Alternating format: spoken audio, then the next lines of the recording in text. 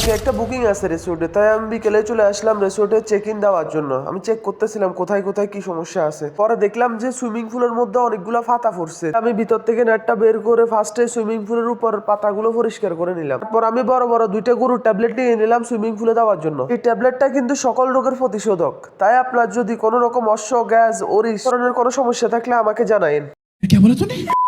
তারপর আমি একটা হ্যামার দিয়ে এগুলাকে ভালোভাবে গুঁড়ো করে সুইমিং পুলে দিয়ে দিলাম। কাজগুলো করতে করতে অলরেডি সন্ধ্যা হয়ে গেছে, যার কারণে আমি রিসোর্টের সবগুলো সুইচ অন করে দিলাম। লাইটের সবগুলো লাইট জ্বালিয়ে দেওয়ার পরে আমার রিসোর্টটা কিছুটা এরকম দেখাইতেছিল।